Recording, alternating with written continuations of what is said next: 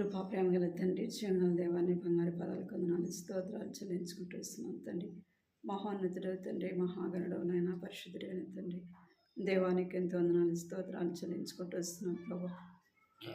ఈ యొక్క ఉదయకాల సమయంలో ప్రభా నీ సన్నిధిలో చేరి తండ్రి మిమ్మల్ని స్తుతించి గణపరచడానికి ప్రభా నా తండ్రి ప్రభా నీ సన్నిధిలో చేరి వస్తుంటే మమ్మల్ని జ్ఞాపకం చేసుకోండి. పాటలతో మిమ్మల్ని స్తుతించి గణపరచడానికి ప్రభా సహాయపడుతూ వచ్చినారు.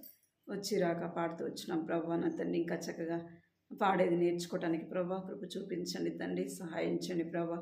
నీకెంతో వందనాలు స్తోత్రాలు చెల్లించుకుంటూ వస్తున్నాను తండ్రి. నీ యొక్క పరిశుద్ధ లేఖనాల ద్వారా కూడా మీరు మాట్లాడుతురమ్మని ప్రార్థిస్తూ వస్తున్నాను తండ్రి. దేవా, మీరు మాట్లాడుతున్నప్పుడు వినే చెవులు, గ్రహించే మనసు దయచండి ప్రభా నా తండ్రి. మేము దీనికి ప్రాముఖ్యత ఇస్తున్నాము ప్రభా నా తండ్రి. దేవా, మేము గుర్తించలేని వారముగా ఉంటున్నాను తండ్రి. దేవా, బుద్ధిహీనులముగా ఉంటున్నాం. కనికరించండి ప్రభా, కృప చూపించండి ప్రభా. మీరు మాతో మాట్లాడాలని ప్రభా నా తండ్రి. దేవా, నన్ను మీరు ఆశపడుతున్నారు తండ్రి. దేవా, మేము కూడా వినాలని ఆశ తపన మాలో దయచండి ప్రభా. కృప చూపించిన వచ్చిన వారిని బట్టి వందనాలు చెల్లిస్తున్నాను. ఇంకా నువ్వు రావలసిన వారిని కూడా తీసుకురండి ప్రభా నా తండ్రి. సమయం ఎంతో ఆశీర్వాదకరంగా దీవెనకరంగా చేరి వచ్చిన మాకు కుటుంబానికి ప్రభా అవసరమైన మాటలు మీరు అనుగ్రహించమని మీకు ఎంతో వందనాలు చెల్లించుకుంటూ యేసుక్రీస్తు నామములో స్తుతించి ప్రార్థించి అడిగి వేడుకుంటున్నాం తండ్రి. ఆమేన్.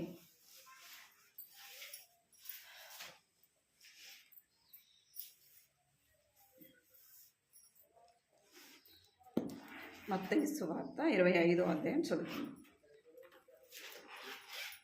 మత్తయి సువార్త చదువుకునే భాగాన్ని చదువు 1-2 వచ్చినాడు. మత్తయి సువార్త 25 1-2 వచ్చి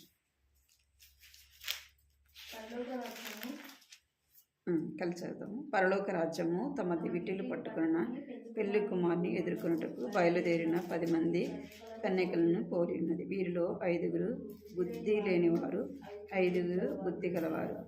బుద్ధి లేనివారు తమ దివిటీలు పట్టుకొని తమతో కూడా నూనెను తీసుకొని పోలేదు. బుద్ధి గలవారు తమ దివిటీలతో కూడా సిద్ధులలో నూనె తీసుకొని పోయిరి. అదేవిధంగా హెస్కేల్ గ్రంథం కూడా చదువుతాము. హెస్కేల్ గ్రంథం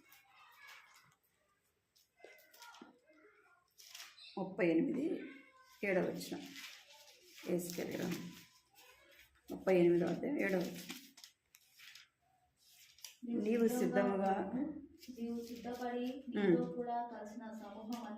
సిద్ధపరచుము, వారు నీవు కావలిగా ఉండుము. ఇక్కడ మనం చదువుకున్న లేఖన భాగంలో మత్తయి సువార్తలో 10 మంది కన్యకలు ఉండాలి. ఈ 10 మంది కూడా ఎందుకు వచ్చినారంటే వాళ్ళు పెళ్లి కుమారుని ఎదుర్కొనడానికి వచ్చినారు. ఇక్కడ రాయబడిన మాట ఏంటంటే 5 బుద్ధి గలవారు, 5 బుద్ధి లేని వారు. బుద్ధి లేని వారిని మనం చూస్తూ వచ్చినాం, బుద్ధి గల వారిని కూడా చూస్తూ వచ్చినాం. ఇప్పుడు ఏం చూస్తామంటే వారు ఎందుకు విడవబడుతూ వచ్చినారు? బుద్ధి లేని వారు ఏం చేయబడుతూ వచ్చినారు? విడవబడుతూ వచ్చినారు. బుద్ధి గలవారు ఎత్తబడుతూ వచ్చినారు. ఎందుకు వారు విడవబడినారు? వీరు ఎందుకు ఎత్తబడినారు అన్న మాటను మనము చూద్దాం. ఏమి అంటే ఇప్పుడు హెస్కేల్ గ్రంథం 38వ అధ్యాయం 7వ వచనంలో చదివినాం. ఏమి లేదు, సిద్ధపాటును గురించి అక్కడ రాయబడింది. విడవబడటానికి ఎత్తబడటానికి ఒక ప్రాముఖ్యమైనది ఏంది? సిద్ధపాటు కదా. విడవబడటానికైనా సిద్ధపాటు, ఎత్తబడటానికైనా సిద్ధపాటు. అంటే సిద్ధపాటు లేకపోతే ఏం చేయబడతాం మనం అంటే మనం విడవబడతాం. సిద్ధపాటు ఉంటే ఎత్తబడతాం. ఇక్కడ బుద్ధి గలవారు ఎందుకు, బుద్ధి లేని వారు ఎందుకు విడవబడుతూ వచ్చినారంటే వారు ఏమి లేదంటే వారిలో సిద్ధపాటు లేదు.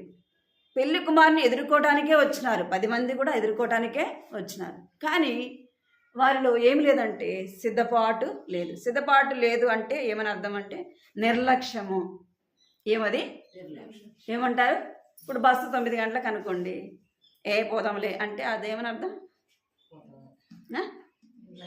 నిర్లక్ష్యం, పోదాంలే అని. ఏదో బస్సులు ఉంటాయి కాబట్టి కొన్ని విలేజ్లలో ఎప్పుడు ఉంటుంది బస్సు? ఉదయం ఒకటి ఉంటుంది, మధ్యాహ్నం ఒకటి ఉంటుంది, సాయంత్రం ఒకటి ఉంటుంది. కొన్ని ఊళ్ళల్లో బస్సులు ఎట్లుంటాయి?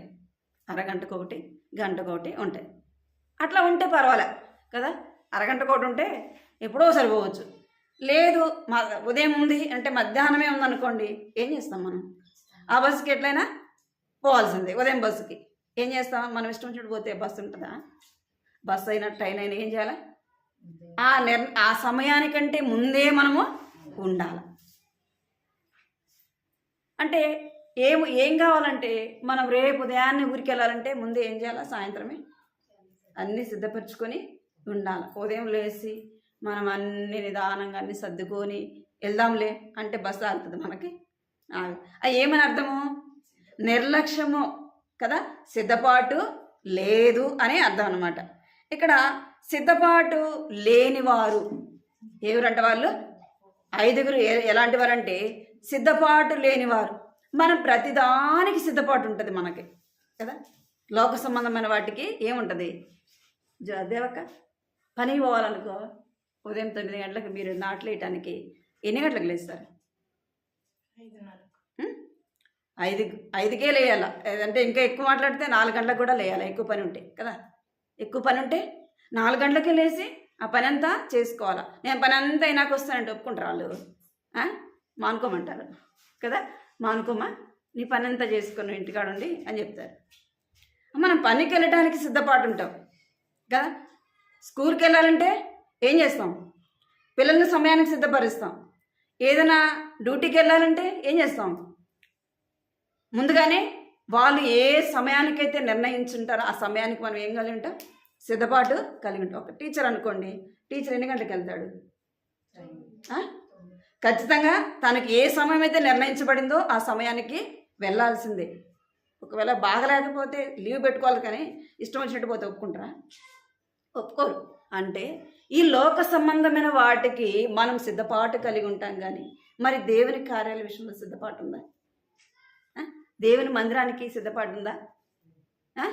ఏమైపోతావు? నిర్లక్ష్యంగా ఉంటావు. నువ్వు సిద్ధపాటు లేకుండా నువ్వు నిర్లక్ష్యంగా వచ్చి వెళ్తా ఉంటే నువ్వు ఎన్ని సంవత్సరాలైనా వచ్చిపోవచ్చు, ఎవరు వద్దంటారు. ఏం కావచ్చు? నువ్వు ఎన్ని సంవత్సరాలు నువ్వు బ్రతికినా నువ్వు నిర్లక్ష్యంగా ఉన్నావు అనుకో, నిన్ను ఎవరు అడగరు. అడుగుతారు ఎవరన్నా? ఏదో ఒకసారి 2 సార్లు చెప్తారు కదా. ఏమని? సమయానికి రావాలా, పాటల టయానికి రావాలా, ప్రార్థన టయానికి రావాలా, ఆరాధన వర్తమానం వింటేనే ఆరాధన చేయాలా అని చెప్తారు. ఒకసారి 2 సార్లు చెప్తారు, తర్వాత వదిలేస్తారు. వీళ్ళు ఎంతే వీళ్ళు మారరు అని ఏం చేస్తారు? వదిలేస్తారు. ఎవరికి భయం ఉండాలి? ఎవరికి భయం ఉండాలా? స్కూల్కి వెళ్ళే పిల్లలకు భయం ఉండాలా? తల్లికి భయం ఉండాలా? తల్లికి ఉండాలా, పిల్లలకు కూడా ఉండాలి. అర్థమైంది మీకు? లోక సంబంధమైన వాటికి మనం సిద్ధపడి ఉంటాం, కానీ దేవుని కార్యాలకు వచ్చేకాడికి ఏముంటాము? 10 గంటలకు మందిరం, ఏం చేస్తాం మనం? ఎప్పుడు పోతాం? 10 గంటలకు రోడ్డు మీదకి పోతాం కదా. 10 గంటలకే ఆడ మీటింగు, మనం పోయి ఎప్పుడు ఉంటాం? 10 గంటలకు రోడ్డు మీద ఉంటాం. 10 గంటలకు మనం పోగానే అన్నీ మన కోసం ఆడ వెయిటింగ్ ఉంటాయా? ఏం మాట్లాడతాం మళ్ళీ మనం? ఏమంటాం? ఏమక్క ముందు రాలే అంటే ఏమంటాం? అబ్బా అన్న అసలు ఆదివారం ఆటోలే రావన్న అసలుకి, ఎంతసేపు అయింది నేను వచ్చి, 1 గంట అయింది. మొన్న ఒక అక్క అంటుంది, ఇంటికి పోదామని అనుకుంటున్నా అక్క అని. ఏమంటుందంటే, అక్క ఇంటికి పోదాం అనుకుంటున్నా అక్క. ఇంకా నేను వచ్చి చాలాసేపు అయింది అక్క, ఆటో కూడా రాలే. ఎవరి తప్పు?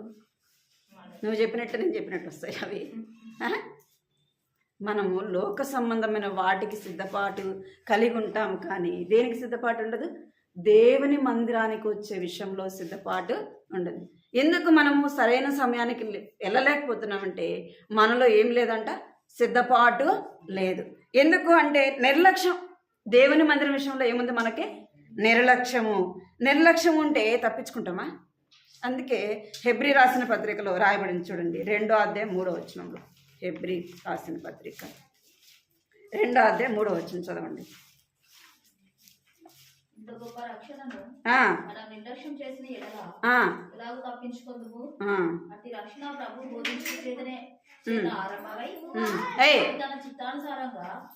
సూచన క్రియల చేతను మహత్కార్యముల చేతను అద్భుతముల చేతను వివిధములైన పరిశుద్ధాత్మ వరములను అనుగ్రహించడం చేతను వారితో కూడా సాక్ష్యం ఇచ్చిండగా వినిన వారి చేత మనకు చాలు ఏమని రాయబడింది అక్కడ?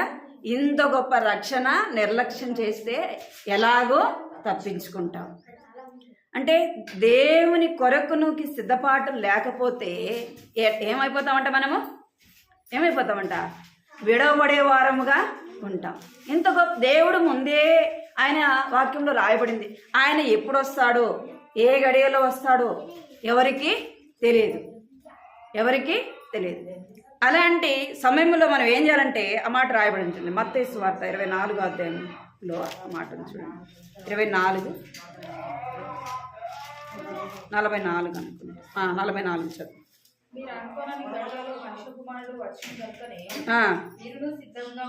చాలు. ఏమంట? మీరు అనుకోనని గడియలో ఆయన వస్తాడు. నువ్వు బుద్ధి లేని వారముగా ఇచ్చిన సమయాన్ని నిర్లక్ష్యంగా దేవునింటికి వచ్చే విషయంలో నువ్వు నిర్లక్ష్యంగా సిద్ధపాటు లేకుండా ఉంటే ఏమైపోతావంట? విడవబడే వారముగా ఉంటాం. వారు ఎందుకు విడవబడుతూ వచ్చినారు? పెళ్లి కుమారుని ఎదుర్కోవడానికే కదా వచ్చినారు. అంటే వారిలో ఏముంది? నిర్లక్ష్యము. దేవుని సన్నిధికి దేవుని ఎదుర్కోవడానికి వచ్చినారు, కానీ వారిలో ఏముందంటే నిర్లక్ష్యము ఉంది. నా జీవితంలో నిర్లక్ష్యం ఉంటే ఏం చేయలేము, మనము తప్పించుకోలేము. ఇంత గొప్ప రక్షణను నిర్లక్ష్యం చేస్తే ఎలాగూ తప్పించుకుంటావు. ఏం చేయకూడదు? దేవుని సన్నిధి కొరకు మనం ఏం కలిగి ఉండకూడదు? నిర్లక్ష్యము కలిగి ఉండకూడదు. అదేవిధంగా 2వ దినవృత్తాంతములు 29వ అధ్యాయం 6వ వచనం. 2వ దినవృత్తాంతములు 29:6.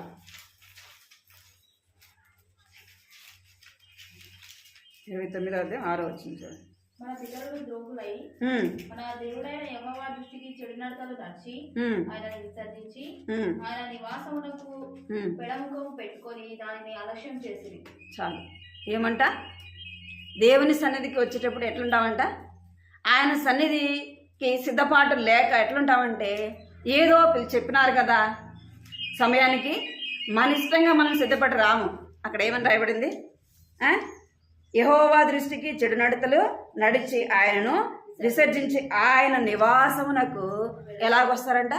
పెడమొహం పెట్టుకొని, అంటే ఇష్టం లేకుండా వస్తాం. సిద్ధపాటు లేకపోతే, మనకిష్టం లేకపోతే సరైన సమయానికి వస్తామా? మనకిష్టం లేకపోతే సరైన సమయానికి రాము. అదే ఇష్టం ఉంటే, అదే మనం ఇష్టమైన దగ్గరికి వెళ్ళాలంటే ముందే 2 రోజులు ముందే సిద్ధపడి ఉంటాం కదా.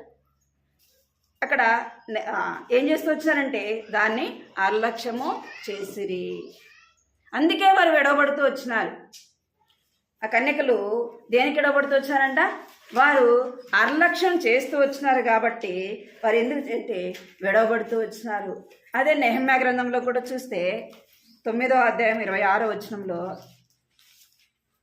9వ అధ్యాయం 26వ వచనం.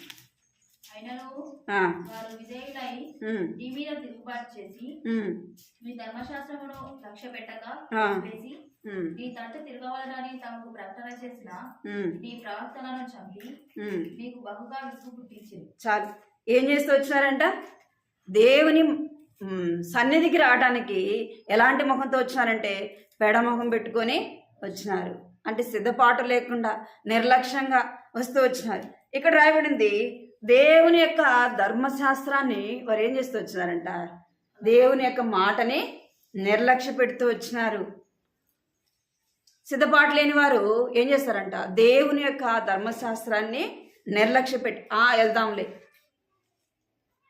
దేవుని మాటలు వినాలనే ఆశతో మనము దేవుని మాట వినాలనే ఆశ మనలో ఉన్నప్పుడు ఏం చేస్తాం? మనము ముందే సిద్ధపాటు కలిగి వెళ్తాం. సరైన సమయానికి ఆరాధన అనుకోండి 10 గంటల కంటే మనం ఏం చేస్తాం? ఆ సమయానికి వెళ్తాం. ఎందుకంటే ఆరాధన వాక్యం అనకపోతే నేనేమని ఆరాధన చేయగలను కదా, ఏమని ఆరాధన చేయగలను అని ఏం చేస్తాం? ముందే సిద్ధపాటు కలిగి ఉంటాం. ఏమోలే చేస్తే చేద్దాం లేకపోతే లేదనుకుంటే ఏం చేస్తామంట? నిర్లక్ష్యం అంటే పోదాంలే అనే నిర్లక్ష్యం అన్నమాట. ఇక్కడ మనము దేవుని మాటను ఏం చేయకూడదు, దేవుని మందిరాన్ని నిర్లక్ష్యము చేయకూడదు, దేవుని యొక్క ధర్మశాస్త్రాన్ని నిర్లక్ష్యము చేయకూడదు. నిర్లక్ష్యం చేస్తున్నాము అంటే మనలో ఏమి లేదంటే సిద్ధపాటు లేదు. దేవుని వాక్యం చెప్తుంది సిద్ధపాటు కలిగి ఉండుట నీకు నాకు ఏముంది, క్షేమము ఉంది. ఇక్కడ వారు పెళ్లి కుమారుని ఎదుర్కోవడానికి వచ్చినారు, కానీ 5గురిలో ఏం లేదు, సిద్ధపాటు లేదు. అందుకే ఇక్కడ రాయబడుతూ వచ్చింది, వారు ఏం తీసుకుని పోలేదంట, బుద్ధి లేని వారు, చదవండి అన్నమాట 3వ వచనం. తమ దివిటీలు పట్టుకొని తమతో కూడా నూనె తీసుకొని పోలేదు. చాలు. ఏం తీసుకుపోలేదంటే వాళ్ళు నూనె తీసుకొని పోలేదు. పోయినారు కానీ ఏం లేదు, వాళ్ళలో నూనె లేదు, అంటే సిద్ధపాటు లేదు. పెళ్లి కుమారుని ఎదుర్కోవడానికి వచ్చినారు కానీ వాళ్ళు ఏం లేదంటే సిద్ధపాటు లేదు. దేవుడు అనుకొని గడియలో వస్తాడు. నువ్వు పెళ్లి కుమారుని ఎదుర్కోవడానికి వచ్చినప్పుడు నువ్వేం చేయాలంటే సిద్ధపాటు కలిగి ఉండాలి. సిద్ధపాటు కలిగి ఉండాలి. సిద్ధపాటు నీకు నాకు అవసరము. బుద్ధి లేని వారముగా నీవు నేను ఉంటే ఏమవుతావంట, విడవబడే వారముగా ఉంటాము. మనం ఎలా ఉండకూడదంటే బుద్ధి లేని వారముగా ఉండకూడదు. వారు ఎందుకు విడవబడుతూ వచ్చినారంటే వారిలో సిద్ధపాటు లేదు. లేకనే వారు ఏం చేస్తూ వచ్చినారంటే నిర్లక్ష్యంగా నిద్రపోతూ వచ్చినారు. ఏమవుతూ వచ్చారు, వాళ్ళు నిద్రపోతూ వచ్చినారు. నిద్రపోయినారు. వారు ఊహించని గడియలో, వారు అనుకోని సమయంలో ఎవరు వచ్చినారు, పెళ్లి కుమారుడు వచ్చినారు. అందుకే వారు ఏం చేయబడుతూ వచ్చారంటే ఆ పెళ్లి కుమారుడు వచ్చినప్పటికీ వారి దివిటీలు ఏమైపోతున్నాయంట, ఆరిపోతున్నాయి. ఆరిపోయేటప్పుడు అది వచ్చినారు వాళ్ళు. ఆ యొక్క కొనుక్కోవడానికి ఆ సమయంలో నూనె ఉంటుందా? అయితే వారిలో ఏమీ లేదంటే సిద్ధపాటు లేదు. అందుకే అయ్యా అయ్యా తలుపు తీయవా అంటే ఏమన్నాడు ఆయన, మీరెవరో నేను ఎరుగను. బుద్ధి లేని వారు వచ్చినారు కదా, ఆడబడి ఈడబడి మొత్తానికైతే వచ్చినాడు. వచ్చేలోపు ఏమైపోయినాడు, పెళ్లి కుమారుడు రానే వచ్చినాడు. సిద్ధపడిన వారిని తీసుకొని పోతూ వచ్చినాడు. వీరు సిద్ధపాటు లేకుండా వారి సమయము వారికి ఇష్టమైనప్పుడు వచ్చినారు. వారికి ఇష్టమైనప్పుడు వచ్చి వారు అంటున్నారు, అయ్యా అయ్యా మాకు తలుపు తీయవా. ఏమన్నారంట, అయ్యా అయ్యా మాకు తలుపు తీయవా అంటే ఏమన్నాడు యేసు ప్రభు? చూడండి అన్నమాట, మత్తయి సువార్త 25వ అధ్యాయం. అంతటా తలుపు వేయబడెను. ఆ తరువాత తక్కిన కన్యకలు వచ్చి అయ్యా అయ్యా మాకు తలుపు తీయమని అడగగా అతడు మేము నెరగనని మీతో నిశ్చయంగా చెప్పుచున్నానని. ఏమన్నాడు, మిమ్మల్ని ఎరుగను. తెలీదా యేసు ప్రభుకి? వాళ్ళు తెలుసా తెలీదా? తెలుసు.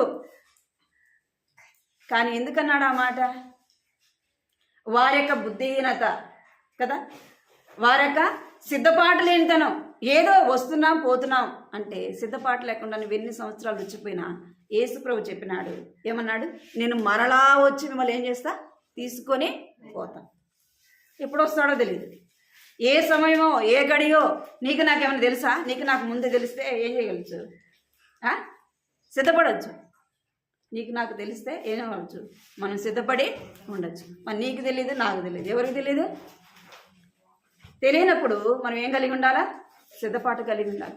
మనం ఏదో నిర్లక్ష్యంగా మనకిష్టం వచ్చినప్పుడు వచ్చి పోవడం మన ఇష్టం. అది మన ఇష్టమా?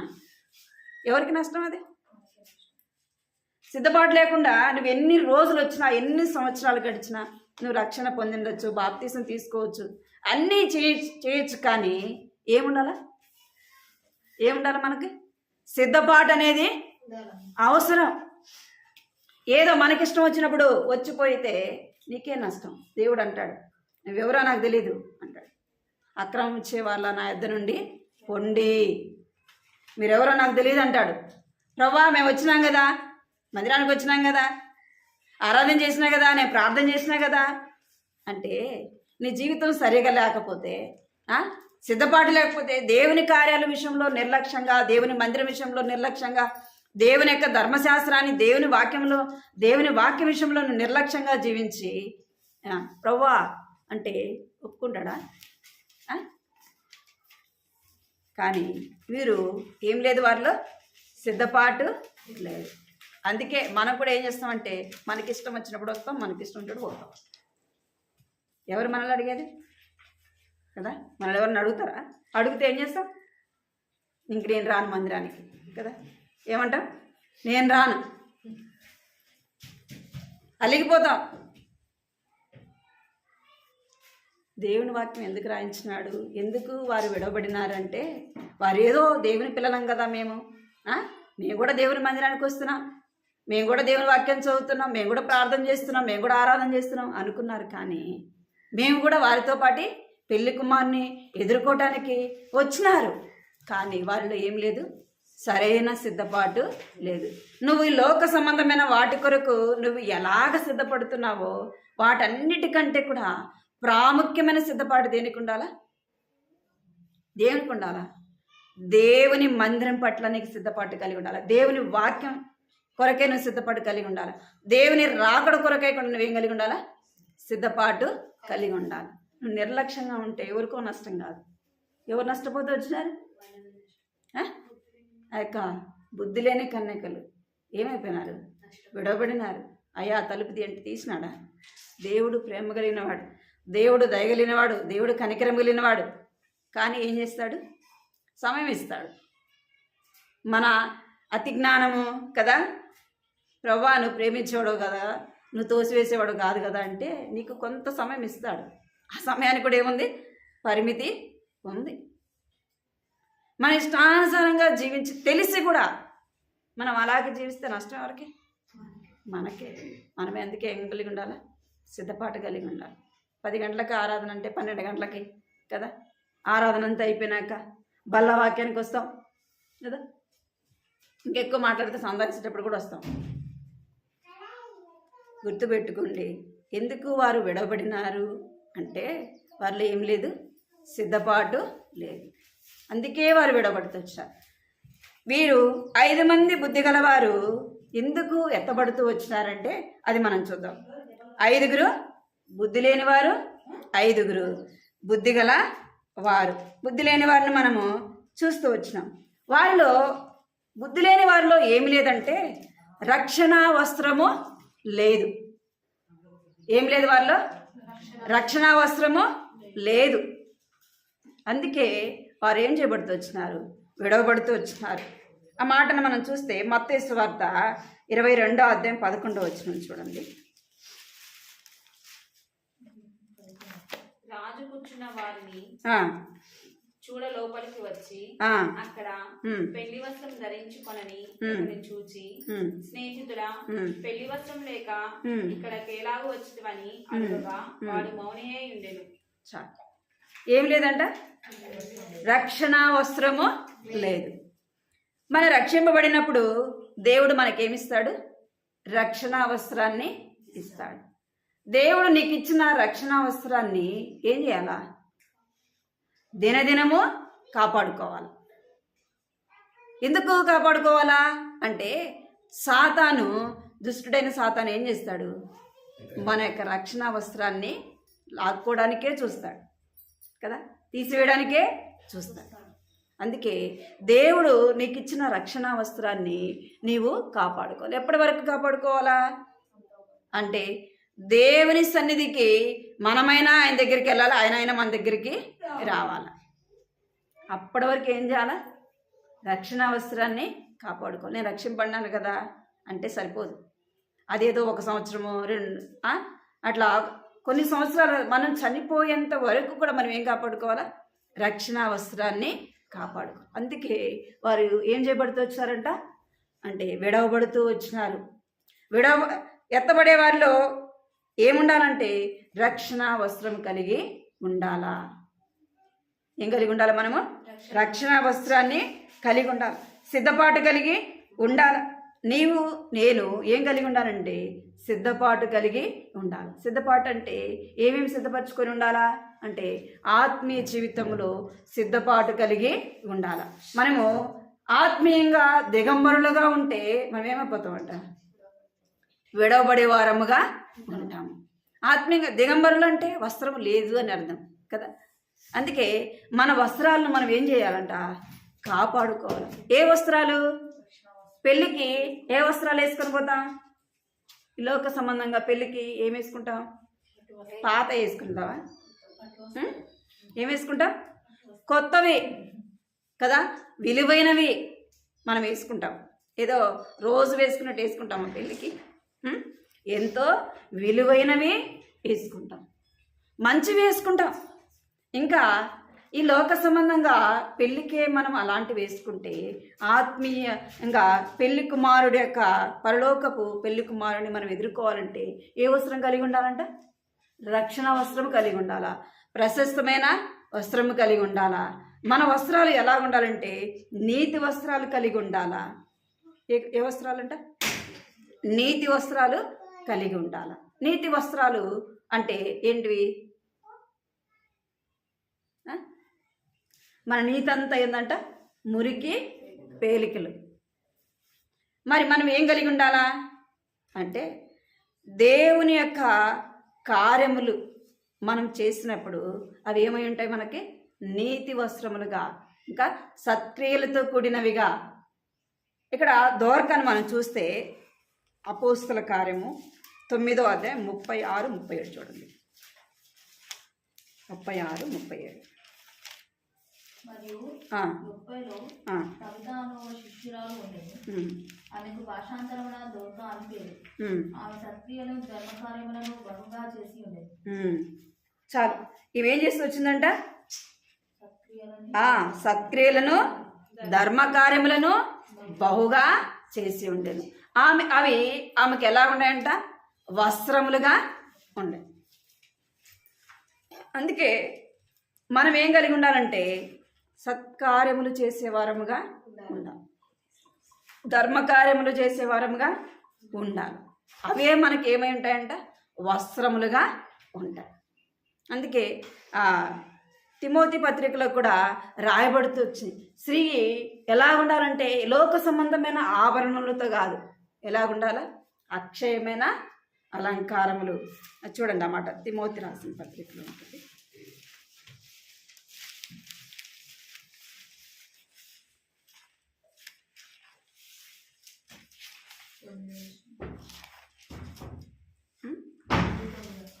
తిమోతి రాసిన పత్రికలో చదువు.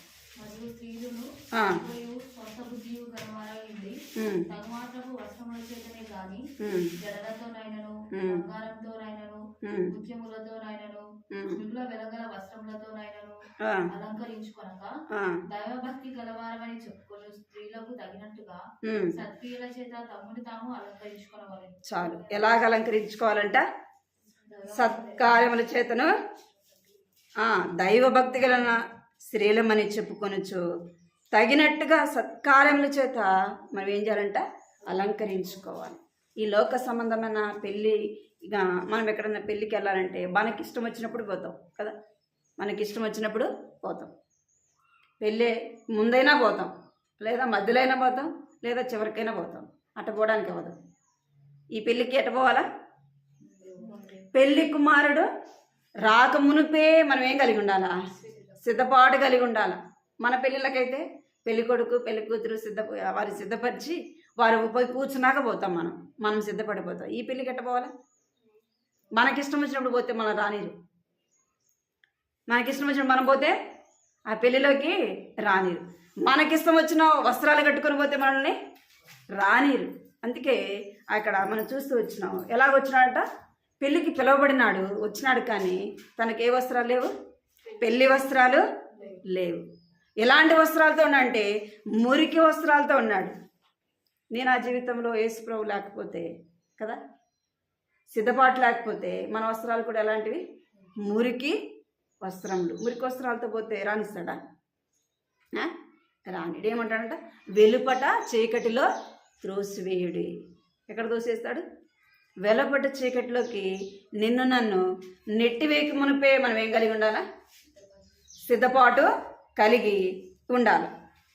ఇంకా మనం ఎట్లా ఉన్నామంటే సిద్ధపాటు లేని వారు విడవబడతారు, సిద్ధపాటు కలిగిన వారు ఎత్తబడతాం. మనము ఎలాగా ఉన్నామనేది మనం ఏం చేయాలా చూసుకోవాలి. చూడండి ప్రకటన గ్రంథంలో 16వ అధ్యాయం 16 వచ్చింది చూడండి. ప్రకటన 16. ఇదిగో ఆ. నేను దొంగవలె వచ్చుచున్నాను.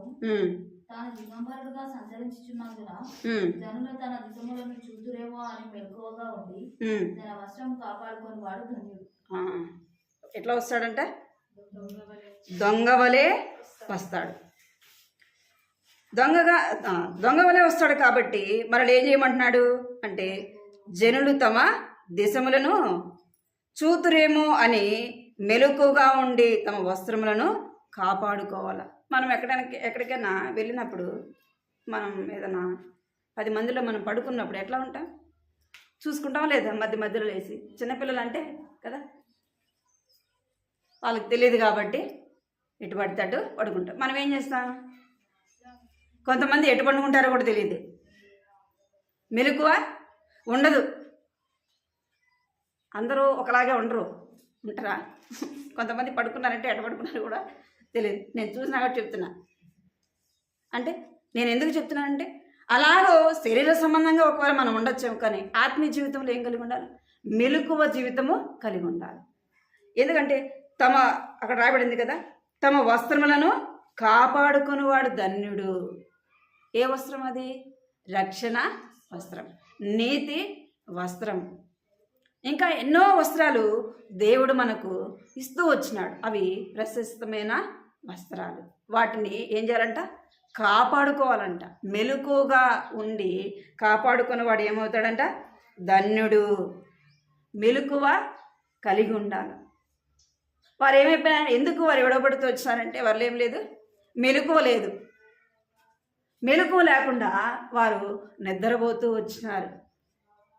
ఇక్కడ 5 మంది ఇంకా మిగిలిన 5 మంది ఏం చేస్తూ వచ్చారంటే ఒకవేళ పడుకున్నారేమో, కానీ వారి దృష్టి అంతా ఎక్కడుంది అంటే పెళ్లి కుమారుడు వస్తాడేమో అని వారు ఏం చేస్తూ వచ్చారంటే ఆయన రాకడ కొరకే వారు ఎదురు చూస్తూ వచ్చినారు. 10 మంది వచ్చినారు, కానీ 5 మంది ఎందుకు విడబడుతూ వచ్చినారు? వారిలో ఏం లేదు, సిద్ధపాటు లేదు, మెలకువ జీవితము లేదు, రక్షణ అవసరము లేదు. అందుకే వారు ఏం చేయబడుతూ వచ్చారంటే విడవబడుతూ వచ్చినారు. 5 మందికి ఎందుకు ఎత్తబడినారు అంటే వారిలో ఏముందంటే వారు తమ దివిటీలతో కూడా ఏం తీసుకొని పోయినారంట? సిద్ధులలో నూనె తీసుకొని పోతూ వచ్చినారు.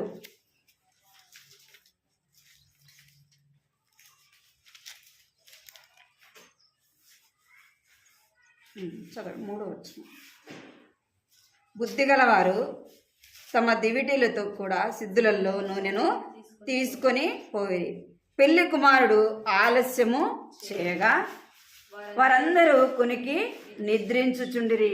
అర్ధరాత్రి వేళ ఇదిగో పెళ్లి కుమారుడు అని అతని స్వరము ఎదుర్కొన రెండని కేక వినబడెను.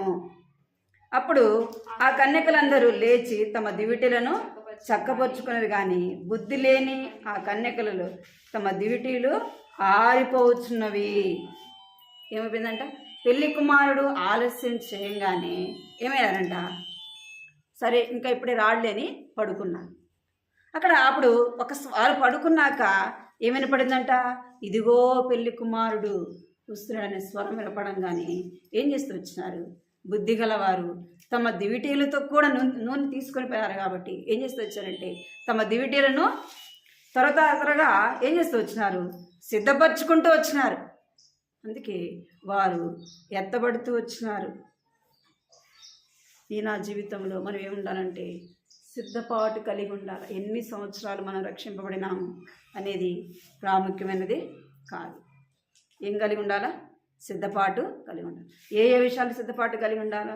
ఈ లోక సంబంధమైన వాటి కొరకు కాదు. ఈ లోక సంబంధమైన వాటి కొరకు మనం చాలా హుషారుగా ఉంటాం, చాలా షార్ప్గా ఉంటాం మనం కదా. ఈ లోక సంబంధమైన వాటికి ఎట్లుంటాం? చాలా హుషారుగా ఉంటాం.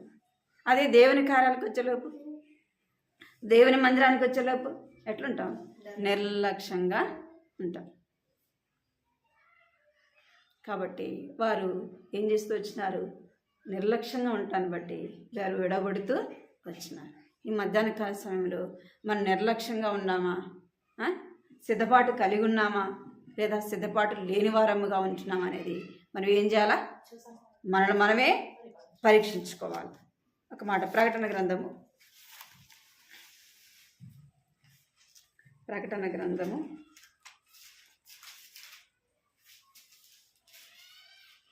3:17.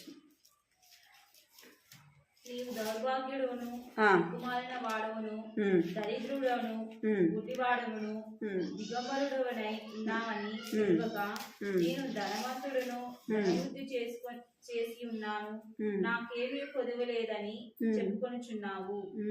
నీవు ధనవృద్ధి చేసుకొనున్నట్లు అగ్నిలో పుటం వేయబడిన బంగారమును నీ దిశముల సిగ్గు కనబడకుండునట్లు ధరించుకొనుటకు తెల్లని వస్త్రములను, నీకు దృష్టి కలుగునట్లు నీ కన్నులకు కాటుకను నా యొద్ద కొనుమని నీకు బుద్ధి చెప్పుచున్నాను. చాలు. ఏం చెప్తున్నాడట? బుద్ధి చెప్పుచున్నాడు. మనం ఎలాంటి వారం అంట? నీవు దౌర్భాగ్యుడు, దిక్కుమాలిన వాడు, దరిద్రుడు. మనము ఎలా ఉంటున్నామంటే ఇక 17వ వచనంలో రాయబడినట్లుగా మనము ఈ లక్షణాలు కలిగి ఉన్నాం. దేవుడు అలాంటి వారికి ఎలాంటి వస్త్రములు ఇస్తున్నాడంట? తెల్లని వస్త్రములను. దేవుడు అంటే తెల్లని వస్త్రము దేనికి గుర్తు? రక్షణ వస్త్రానికి గుర్తు. తెల్లని వస్త్రము శ్రేష్టమైనది, ప్రశస్తమైనది. అలాంటి వస్త్రాలతో దేవుడు మనల్ని ఏం చేస్తూ వచ్చినాడంట? అలంకరింపజేస్తూ వచ్చినాడు. ఇంకేం చేస్తున్నాడంటే బుద్ధి.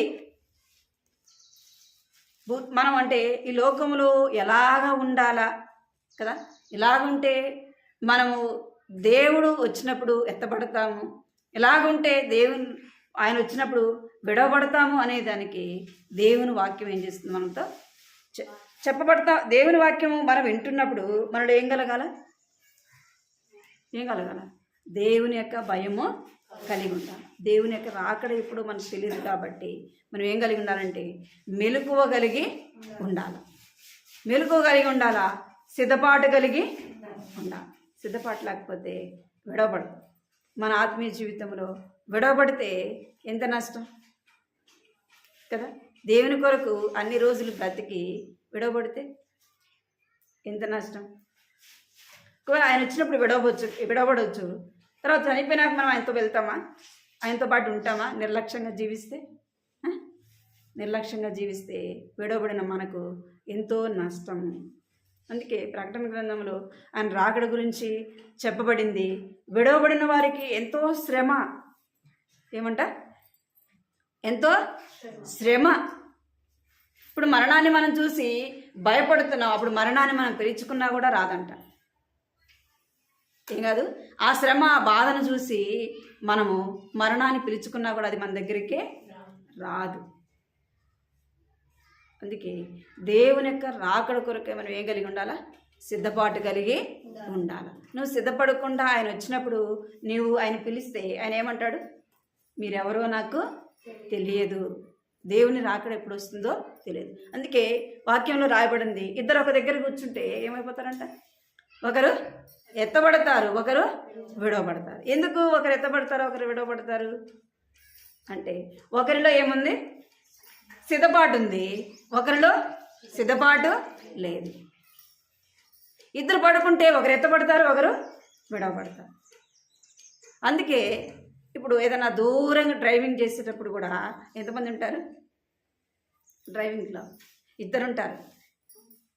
ఎందుకు అంటే ఏదైనా ప్రమాదం జరిగినప్పుడు ఏమవుతారు? ఒకరు కాకపోతే మరొకరు క్షేమంగా గమ్యానికి చేరుస్తారు. ఎందుకు అది మనకు చెప్పబడుతుందంటే జ్ఞానము కలిగి ఉండాలి. దేవుని విషయంలో ఏమి ఉండకూడదు, మనం నిర్లక్ష్యంగా ఉండకూడదు. మనకు వచ్చిన సమయం మనం ఈ లోక సంబంధమైన వాటికి మనం ఎలాగ ముందు సిద్ధపడి ఉంటాం. ఏదైనా పెళ్ళి అయితే ఏం చేస్తాం? ఒక నెల నుంచే అన్నీ సిద్ధపరచుకుంటాం కదా. ఏమేం కావాలో, ఏమేమి తీసుకోవాలో, ఏమేమి తెచ్చుకోవాలో, ఎవరెవరికి చెప్పాలనో కదా, అవన్నీ కూడా మరీ గుర్తు చేసుకొని ఏం చేస్తాం? సిద్ధపాటు కలిగి ఉంటాం. మరి దేవుని కొరకు ఎలాంటి సిద్ధపాటు కలిగి ఉండాలి? దానికంటే కూడా ఈ లోక సంబంధమైనది కొంచెం పాటిదే. దేవునితో నువ్వు నిత్యత్వం ఉండేది. ఈ లోకంలో బ్రతికితే ఎన్ని సంవత్సరాలు? 60, 70, 80 లాస్ట్ ఆడికి. మరి దేవునితో నిత్యత్వము ఆయనతో ఉండాలి. మరి నువ్వు ఆయన కొడుకు నువ్వు ఎంత సిద్ధపాటు కలిగి ఉండాలా? ఈ లోక సంబంధమైన వాటి విషయంలో ఒకవేళ నీకు సిద్ధపాటు లేకపోయినా పర్వాలేదు, కానీ ఆత్మ సంబంధమైన వాటి విషయంలో ఏముండాలా? సిద్ధపాటు కలిగి ఉండాలా. బుద్ధి కలిగిన కన్యకల వలె నీవు నేను ఉండాలి. ఆ విధంగా దేవుడు మనం సిద్ధపరిచినట్టు ప్రార్థన చేసుకున్నాం.